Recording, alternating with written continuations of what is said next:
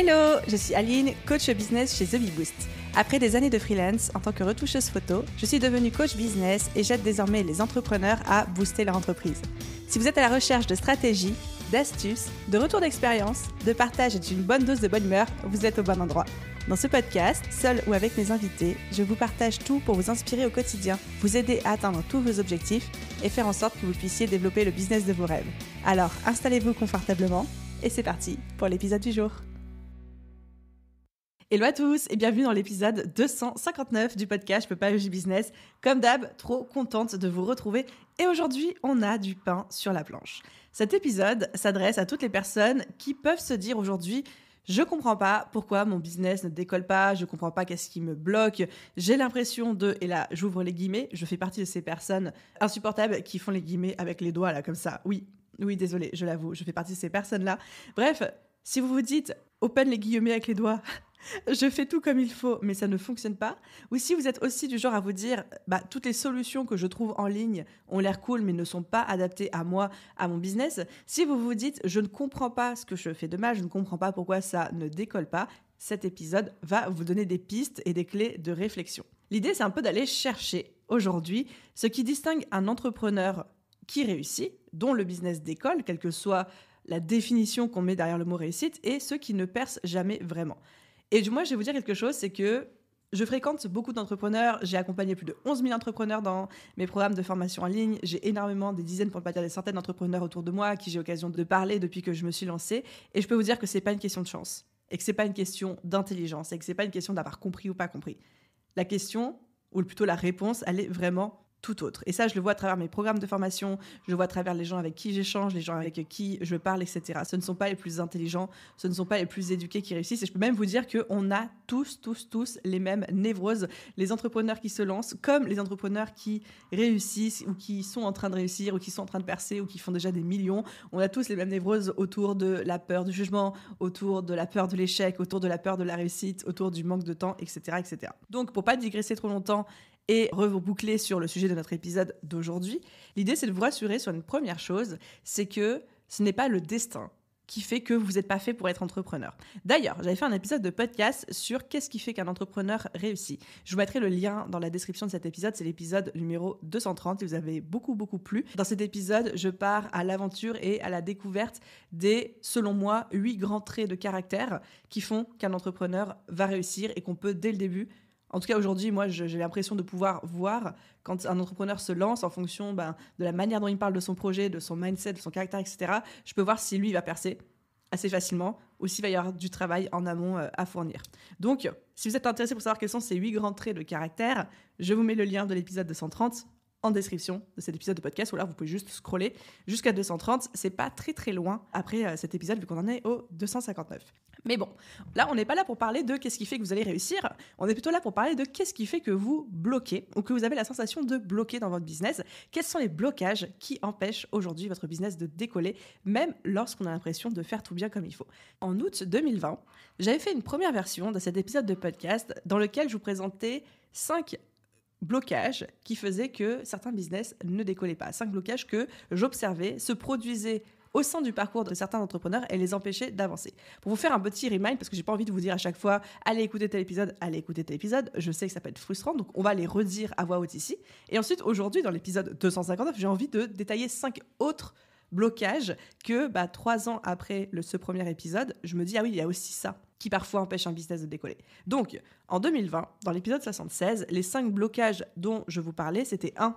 Le fait de trop se soucier du regard des autres et du coup de s'auto-censurer, de faire du politiquement correct, de ne pas oser être clivant, de ne pas oser prendre sa place, de ne pas oser hausser la voix au sens littéral et au sens figuré. D'ailleurs, ça c'était la première chose. La seconde, c'était le fait de la jouer petit dans son business, de ne pas s'autoriser à réussir, en tout cas de ne pas s'autoriser à avoir beaucoup d'ambition, de ne pas s'autoriser à réussir à grande échelle. J'ai beaucoup parlé dans ce podcast de la peur de la réussite aussi, qui fait que parce qu'on a l'impression que ça va nous changer, parce qu'on a l'impression qu'on va perdre des amis, parce qu'on a l'impression qu'on va devenir une personne détestable, parce qu'on a l'impression que la réussite équivaut à un lifestyle plus compliqué, avec plus de charge mentale, de responsabilité, inconsciemment, on va s'auto-saboter. Le troisième point que j'abordais dans cet épisode de podcast, c'est le rapport à l'argent. Lorsqu'on a un rapport à l'argent qui n'est pas sain, donc moi je dis les termes, un mauvais rapport à l'argent, c'est compliqué. Parce que par exemple, on ne va pas oser augmenter ses tarifs, on ne va pas oser défendre ses tarifs, on va accepter des réductions, on va accepter des deals qu'on n'aurait peut-être pas acceptés dans d'autres conditions. Donc le rapport à l'argent d'un entrepreneur, c'est quelque chose d'extrêmement, extrêmement important et qu'il faut travailler. Et ça peut être un blocage qui empêche le business de décoller. Le quatrième point que j'abordais dans l'épisode 76, c'était de penser qu'on est seul dans son business et qu'on peut faire ce qu'on veut, où on veut et comme on veut. Ça, c'est un des grands mythes de l'entrepreneuriat, de se dire quand je suis entrepreneur, je suis libre, je fais ce que je veux, etc., etc. Oui, mais non, quand même. On a quand même des responsabilités, on a quand même des devoirs. Et un business, il faut le faire tourner. Donc, même si évidemment on est libre d'inventer nos codes et nos règles, il ne reste pas moins qu'il y a des codes et qu'il y a des règles à respecter. Et le dernier point que j'abordais dans ce premier jet d'épisode, donc publié en 2020, c'est le fait d'être trop perfectionniste et de perdre du temps et de l'énergie sur ce que j'appelle des faux problèmes, au lieu de se concentrer sur des tâches vraiment plus importantes. Parce que selon moi, un perfectionnisme trop marqué, c'est vraiment l'ennemi d'un entrepreneur qui souhaite réussir, et qu'à vouloir trop chercher la perfection, on perd énormément de temps, de focus, on se décourage aussi parce qu'on commence à donner du temps, de l'énergie, de la concentration à outrance sur une action qui ensuite, quand elle ne produit pas les résultats estompés, forcément nous décourage et après ça crée un espèce de cercle vicieux. Donc voilà les amis, ça c'était pour le petit rappel de ce qui était dit dans l'épisode 76. Aujourd'hui, on va faire la V2 de ça qui vient compléter ces 5 premiers points par les 5 suivants. C'est un mélange à la fois de stratégie et de mindset. Encore une fois, c'est moi avec le recul aujourd'hui, avec mes 4-5 années passées à accompagner des entrepreneurs, à échanger avec eux. Je me dis, ok, il y a d'autres blocages qui empêchent un business de décoller.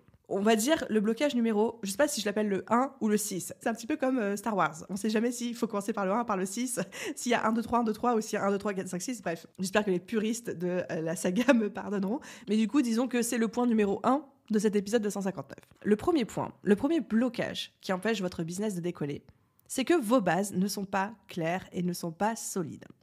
Qu'est-ce que j'appelle les bases en business ? C'est tout ce qui est, ce dont vous entendez parler tout le temps, le positionnement, le client idéal, l'offre, le tarif, le discours, la vision, la mission, le branding, le ton, la direction que vous voulez prendre, etc. À minima, je ne vous demande pas que ce soit parfait. Encore une fois, on ne va pas entendre parler de perfectionnisme par ici, mais il faut que ce soit clair. Parce que je vais vous dire quelque chose, si ce n'est pas clair pour vous, ça ne peut pas être clair pour vos clients ou pour vos prospects. Ça n'a pas besoin d'être parfait. Vous n'êtes pas obligé d'avoir la science infuse et d'avoir tout découvert et de tout savoir sur votre client idéal, que vos offres soient parfaites, que vos tarifs soient parfaits, que votre positionnement soit ultra niché, clair, que ce soit le positionnement parfait. On ne cherche pas là le perfectionnisme, on ne cherche pas là la perfection, mais on cherche là la clarté. Et c'est pas du tout la même chose. Encore une fois, si ce n'est pas clair pour vous, ça ne peut pas être clair pour vos prospects, pour vos clients.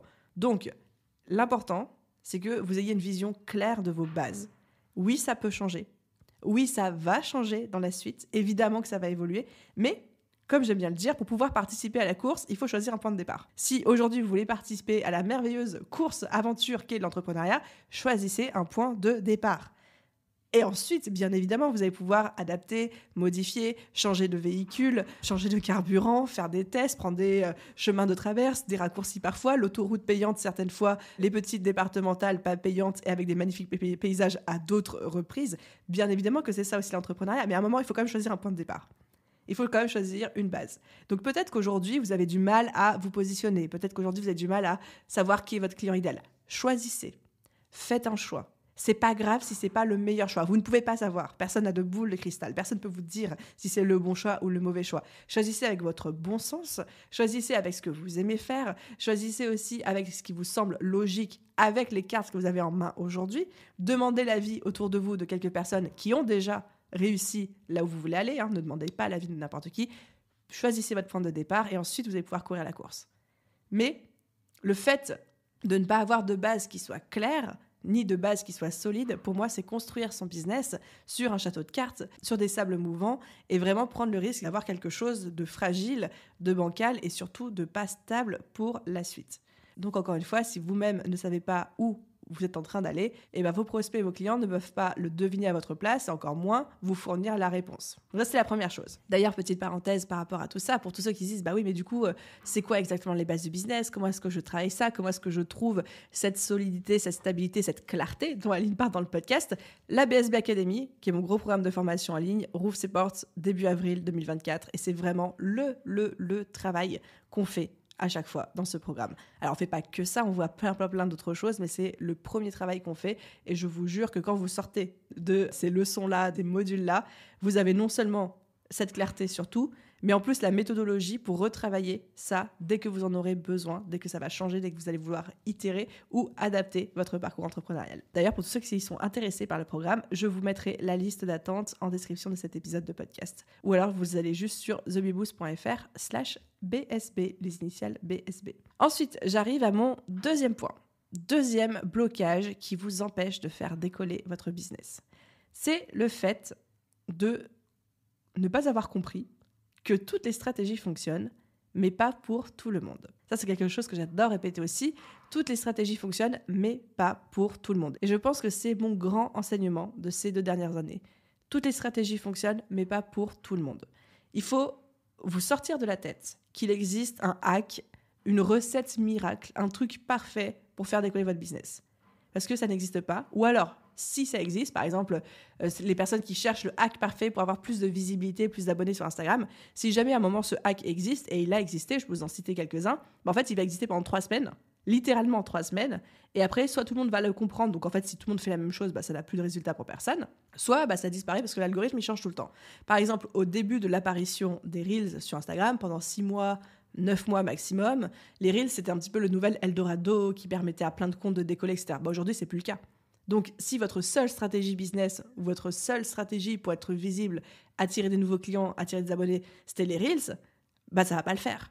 Donc, encore une fois, il n'existe pas de hack, il n'existe pas de recette magique pour attirer des clients, il n'existe pas de formule secrète, ou alors, quand il existe des petits hacks qui fonctionnent très bien, c'est très temporaire, c'est très éphémère, et je vous déconseille de vous accrocher à ça, ou en tout cas de faire reposer votre business là-dessus, parce que ça va forcément disparaître assez rapidement. Donc, toutes les stratégies fonctionnent, mais pas pour tout le monde. Ce que je veux vous dire par là aussi, c'est que, en fait, c'est important d'avoir une stratégie. Même si vous faites partie de ces gens qui n'aiment pas ce mot, que vous avez l'impression que c'est compliqué. Quand on dit stratégie, ça veut dire qu'il faut être un consultant en marketing, business et tout pour pouvoir la mettre en place. Pas du tout. Pour moi, stratégie égale plan d'action. C'est aussi simple que ça. Une stratégie, c'est avoir un plan d'action pour obtenir un résultat spécifique. Par exemple, si je veux attirer plus de clients sur Instagram, je vais dire que j'ai une stratégie Instagram pour attirer plus de clients.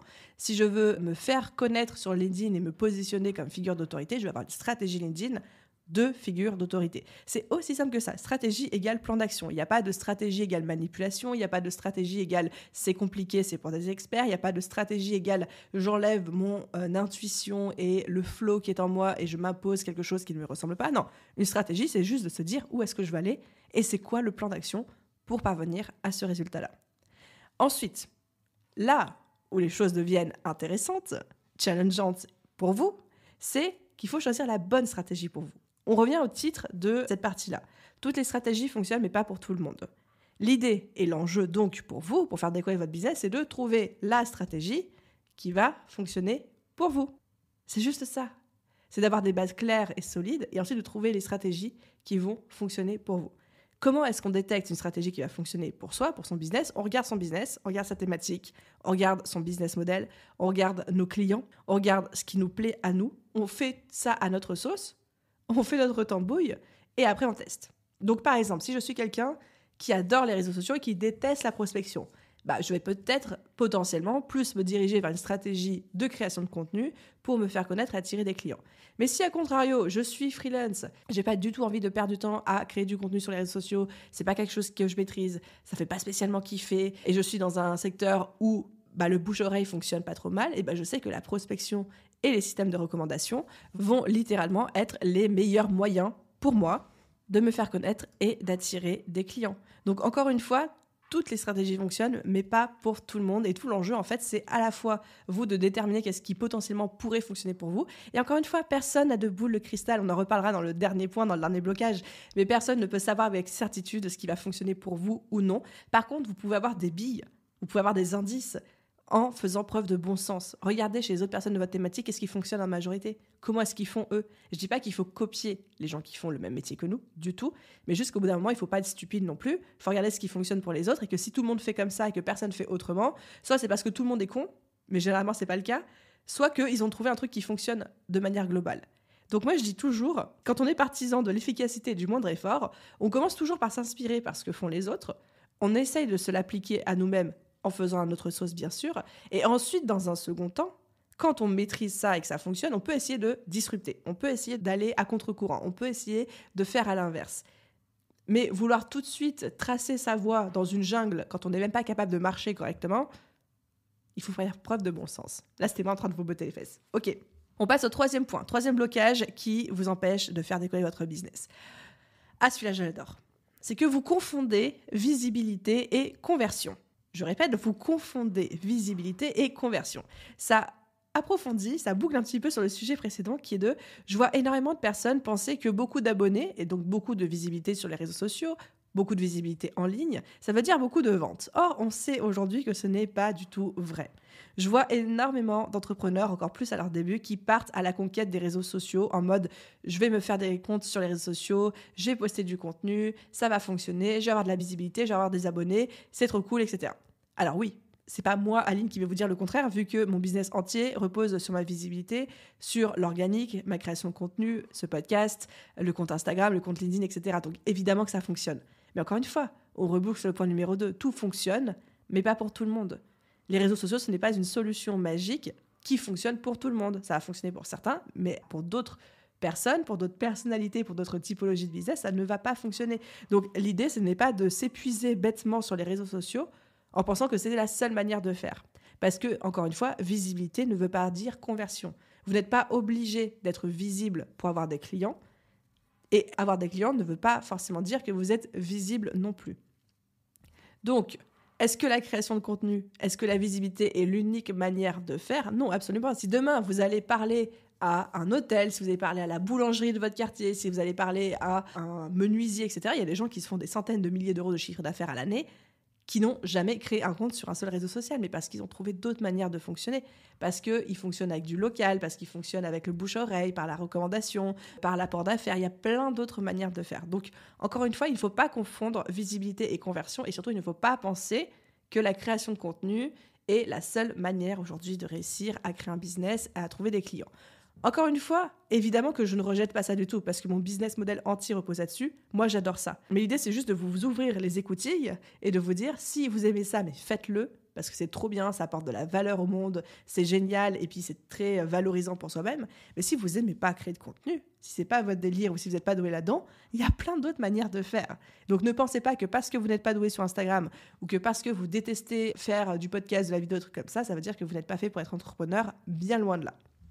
Ensuite, j'arrive à mon quatrième point, quatrième blocage qui vous empêche de faire décoller, exploser votre business, c'est que vous êtes contrôlé par vos peurs. Alors celui-là, il va être un petit peu deep et il va toucher plein de sujets dont j'ai déjà parlé dans ce podcast, mais tout entrepreneur, puis tout le monde, tout être humain a des peurs et c'est normal. Ça, c'est pas un sujet, c'est normal d'avoir des peurs.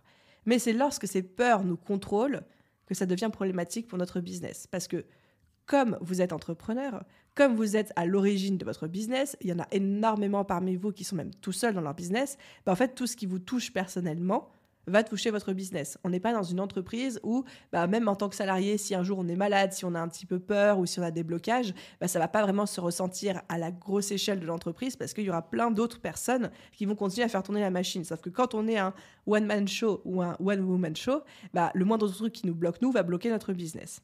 Donc, qu'est-ce que j'entends par vous êtes contrôlé par vos peurs ? Je vais distinguer en fait deux types de peurs. La première, c'est tout ce qui est la peur de l'échec, qui est aussi associée à la peur du risque, la peur de tenter les choses, etc. Et pourtant, qui fait partie de l'essence de l'entrepreneuriat, d'accepter d'échouer, d'accepter de prendre des risques, d'accepter de tenter, d'accepter que ça prenne plus de temps, moins de temps, que ce soit plus difficile, moins difficile.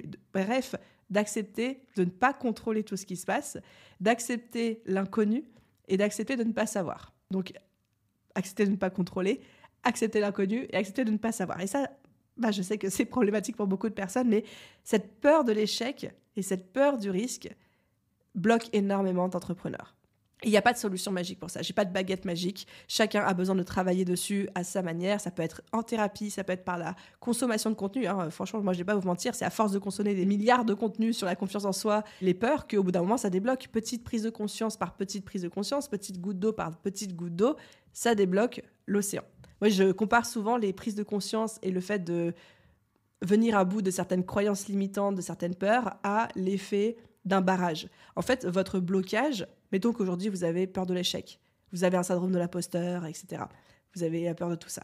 Et bien pour moi, c'est comme s'il y avait un barrage qui empêche du coup l'eau de s'écouler librement et d'alimenter le moulin de votre entreprise. Vous avez ce barrage.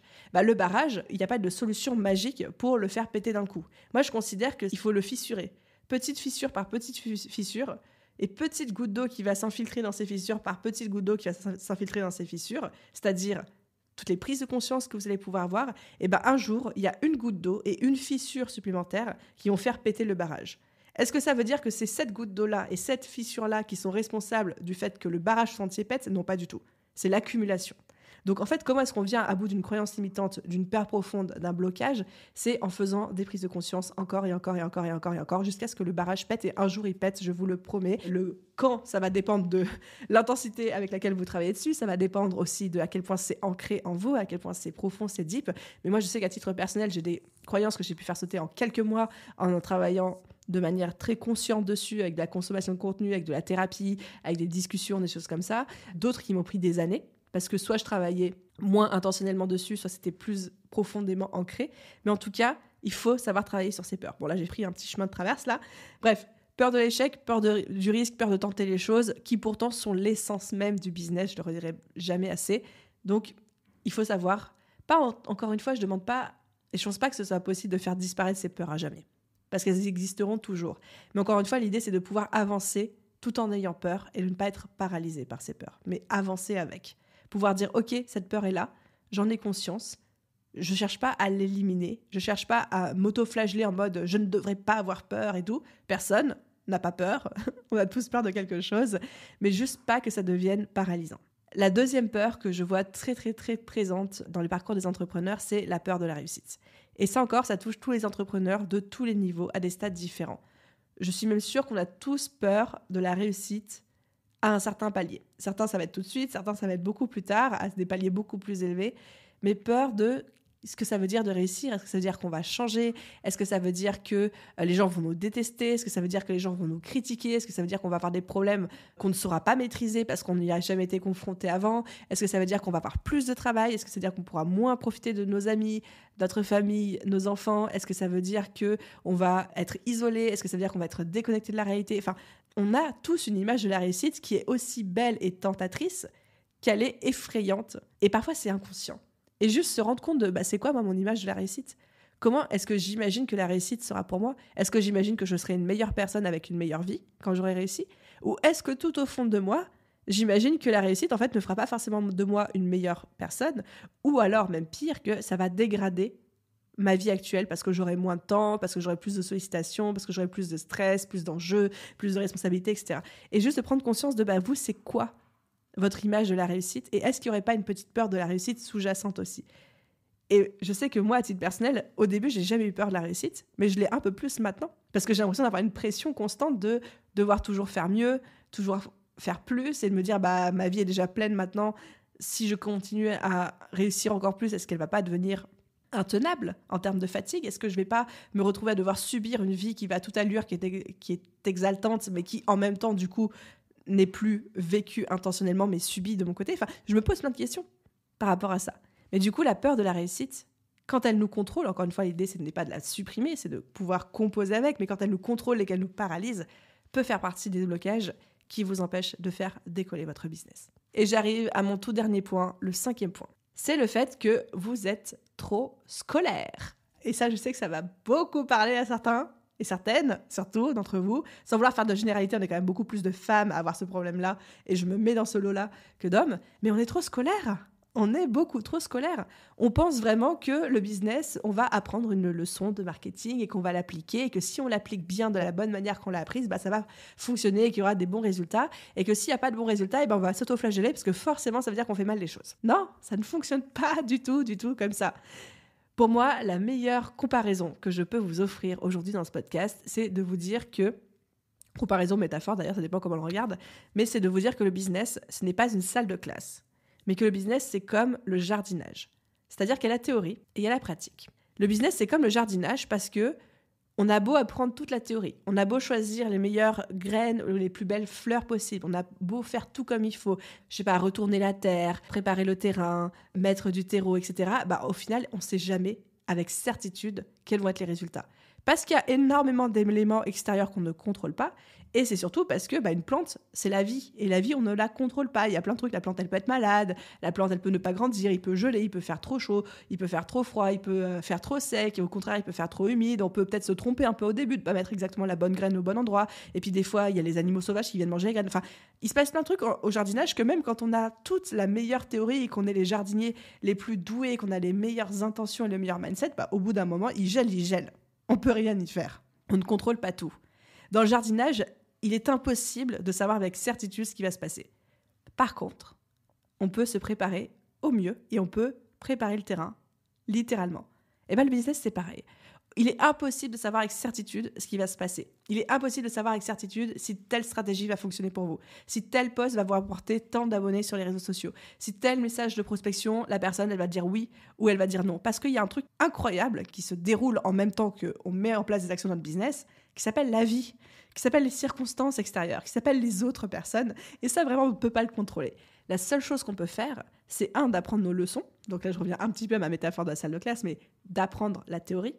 Et surtout, de continuer à être en action, de continuer à implémenter, de continuer à tester, de continuer à prendre des risques, de continuer à s'autoriser aussi à échouer et de continuer à, si je reviens sur ma métaphore du jardinage, à planter des graines. Et à se dire, peut-être que ça germera, peut-être que ça germera pas, peut-être que ça va fonctionner. Puis des fois, ça fonctionne, puis on ne sait pas trop pourquoi. Et on se retrouve avec les plus belles citrouilles du quartier, on ne sait pas pourquoi ni comment parce qu'on n'a rien fait de spécial. Et puis des fois, on va suer sang, eau et larmes pour avoir les plus belles carottes et les carottes vont jamais pousser. Mais à côté, les citrouilles, elles auront poussé. Bref, je ne sais pas trop ce que j'en pense de cette métaphore du jardinage. Vous avez compris un petit peu l'idée. Ce 5e et dernier point, c'est vraiment de se dire le business n'est pas une salle de classe. Le business, c'est plutôt comme du jardinage et d'accepter que c'est des tests constants, des échecs constants, des prises de risques constants et en fait de dédramatiser le fait de ne pas savoir ce qui va se passer. Le fait de dédramatiser, le fait de ne pas contrôler ses résultats. Et plus vous allez avancer, plus vous allez aussi prendre l'habitude, prendre l'expérience. Les meilleurs jardiniers aujourd'hui sont les jardiniers qui sont expérimentés. Ne sont pas les jardiniers qui ont fait les plus grandes écoles de jardinage. Ce sont ceux qui ont le plus d'expérience sur le terrain. Et les meilleurs entrepreneurs aujourd'hui sont ceux qui ont le plus d'expérience sur le terrain et qui ont cette résilience de se dire « je ne suis pas attaché au résultat, je suis juste attaché à la qualité et au bon sens que je mets dans les actions et les stratégies que je mets en place ». Je ne suis pas attachée au résultat, mais je suis attachée à la qualité et au bon sens des actions que je mets en place. Et je pense que ça, c'est le plus grand apprentissage et la meilleure chose à retenir de cet épisode de podcast. Il n'y avait qu'une seule chose à en retenir. Donc voilà les amis, j'ai fait le tour des 5 blocages qui vous empêchent de faire décoller votre business aujourd'hui. J'ai cité 3 ressources dans cet épisode. L'épisode 76 qui était la première version de cet épisode de podcast, l'épisode 230 sur ce qui fait la réussite d'un entrepreneur et la liste d'attente du programme BSB Academy. Je vous mets les 3 liens dans la description de cet épisode de podcast si vous souhaitez les retrouver. J'espère que cet épisode vous a plu. Venez me faire un petit message sur Instagram et dites-moi lequel de ces 5 blocages vous a le plus parlé. Je les répète très rapidement. Le premier, c'était que vos bases ne sont pas claires et solides. Et vous ne pouvez pas demander à quelqu'un de comprendre si vous-même vous ne comprenez pas ce que vous faites et ce que vous proposez. Le second, c'était toutes les stratégies fonctionnent, mais pas pour tout le monde. Et comment choisir la bonne stratégie pour nous. Le troisième, c'était de confondre visibilité et conversion, alors que ça n'a rien à voir. Le quatrième, c'est d'être contrôlé et paralysé par ses peurs, que ce soit les peurs de l'échec ou la peur de la réussite. Et le cinquième, c'est d'être trop scolaire et de ne pas comprendre que le business n'est pas une salle de classe, mais que le business est plutôt comme le jardinage. J'espère que cet épisode vous a plu, les amis. Un grand merci de l'avoir écouté jusqu'au bout. Et à vous tous, je vous souhaite une merveilleuse journée, soirée, après-midi, nuit, où que vous soyez. Et je vous dis à très vite pour un prochain épisode. Bye tout le monde!